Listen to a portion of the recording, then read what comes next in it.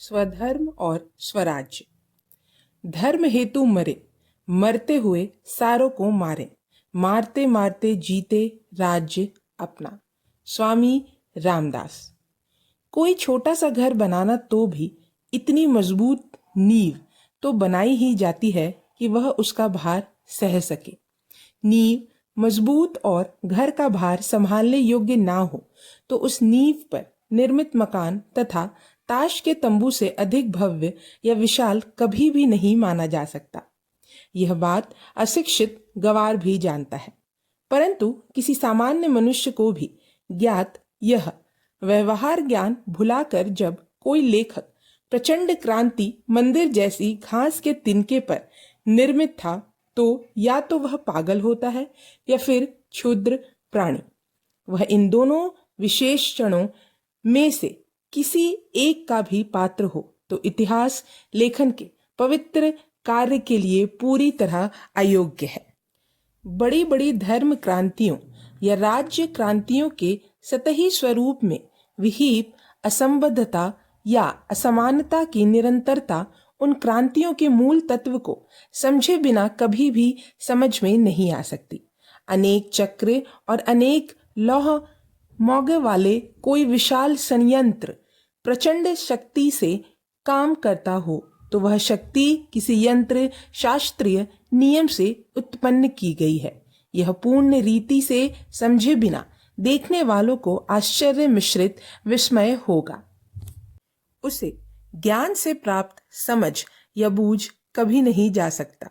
France की राज्य क्रांति या हॉलैंड की धर्म क्रांति जैसे अद्भुत घटनाएं जब पाठकों एवं लेखकों को अपनी भव्यता से चकित करती है तब उनकी उस भव्यता में हक्का बक्का होकर पाठक की दृष्टि और लेखक की लेखनी भी उसके मूल शक्ति स्रोत को देखने दर्शाने की हिम्मत नहीं कर पाती।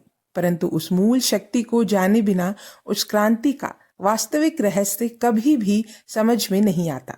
अतः इतिहास शास्त्र में वर्णन से अधिक मूल स्रोत को दर्शाना ही अधिक महत्वपूर्ण माना गया है।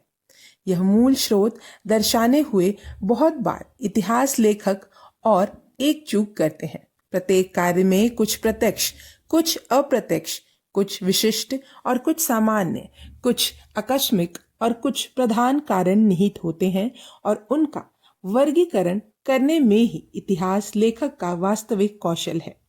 परंतु कुछ इतिहासकार यहाँ भ्रमित होकर इस वर्गीकरण में आकस्मिक कारणों को प्रधान कारण का स्वरूप दे देते हैं। किसी घर को आग लगने पर उस आग को लगाने वाले व्यक्ति को छोड़ उसके हाथ की माचिस की तीली पर सारा आरोप लादने वाले मूर्ख न्यायाधीश की तरह वह इतिहासकार भी हास्यास्पद हो जाता है। आकस्मिक कारण को ही प्रधान कारण मानकर किसी ऐतिहासिक घटना का इतिहास लिखने से उस घटना ना कुछ कारणों से घटित हुई देखकर उस घटक और उसमें सम्मिलित व्यक्तियों के लिए तुच्छ भावना उत्पन्न होने लगती है। इसीलिए ऐतिहासिक घटनाओं का और विशेषकर क्रांतिकारी घटनाओं का इतिहास लिखते समय उसका केवल वर्णन लिखने से उसकी समुचित कल्पना प्रस्तुत करना संभव नहीं होता या उसका उद्गम उसके निमित्त कारण तक ही खोजकर लौट आने से भी उसका यथार्थ स्वरूप ज्ञात नहीं होता। अतः जिसे सत्य, पक्षपात रहित और मर्मस्पर्शी इतिहास लिखना हो उसे उस घटना और उस क्रांति की ज्वाला की नींव के कारणों का, उसके मूल में क्या तत्व थे, उसके प्रधान कारण क्या थे, इन सब का पर्यालोचन अवश्य करना चाहिए। हर क्रांति की नींव में कोई ना कोई तत्व होना ही चाहिए। इटली के प्रख्यात दार्शनिक और देशभक्त मैज़िनी ने कॉलोइल लिखित फ्रांसीसी राज्य क्रांति की एक पुस्तक पर टीकात्मक लेख में ऐसा कहा कि क्रांति अथवा इतिहास में मनुष्य जाति के जीवन की उठापटक होती है जिसके लिए लाखों जूझते हैं।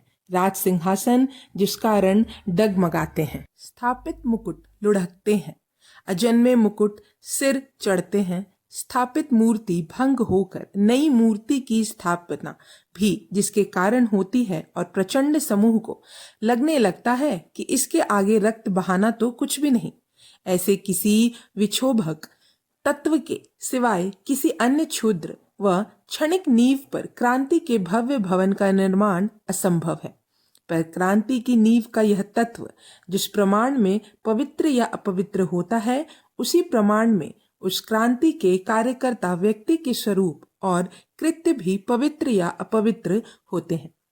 हेतु से जैसे कृत्य की परीक्षा सामान्य व्यवहार में की जाती है, उसी तरह इतिहास में भी व्यक्ति या राष्ट्र के हेतु की परीक्षा सामान्य व्यवहार में की जाती है, और उसी तरह इतिहास में भी व्यक्ति या राष्ट्र के हेतु से उसके कृत्य का स्वरूप निश्चित होता है।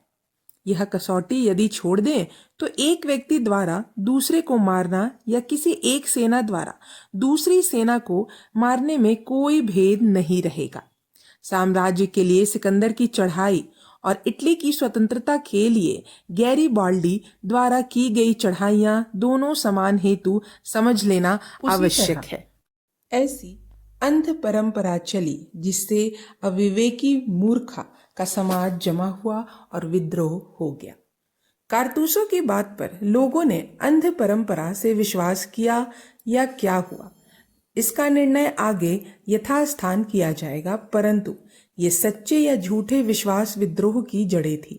यह विचार उत्पन्न करने का कैसा सुदृढ़ प्रयास चल रहा है, यह इससे स्पष्ट होता है। सन 1857 जैसी प्रचंड क्रांति ऐसे कारणों से उत्पन्न होगी, यह कहने वाले मंद या कुटिल बुद्धि के लोगों को क्रांति एक अविवेकी मूर्खों का समाज लगता है।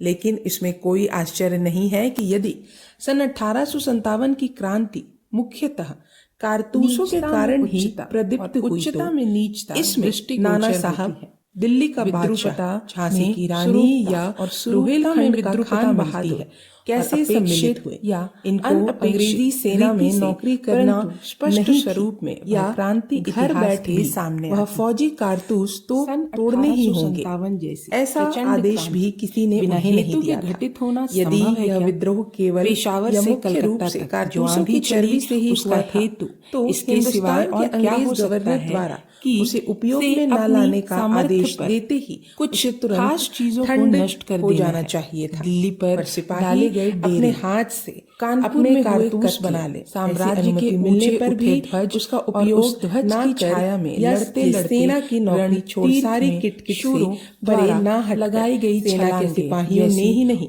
बल्कि सेना से जिनका दूर का भी संबंध नहीं था, ऐसे लाखों लोगों ने जनक हेतु के महाराजों ने अपने प्राण रणभूमि पर हर हफ्ते लगने वाले बाजार और सामान्य जन अकारण राजा और रंग फिर हिंदू और बाजार का आयोजन करने की तैयारी आवेशित करने वाली जिसकी दुकानें पेशावर से कलकत्ता तक के हर सिंहासन पर सजने वाली थी, कारण जिसमें राज्य और साम्राज्य का लेन देन चल रहा था, और जहां रक्त और मांस के सिक्कों के सिवाय और किसी सिक्के की पूछ नहीं थी, वह बाजार क्यों ही यूं ही लगा और यूं ही उठ गया? ऐसा नहीं हो सकता। ज्ञात होना बहुत कठिन है, इसीलिए नहीं अपितु वह ज्ञात हुआ।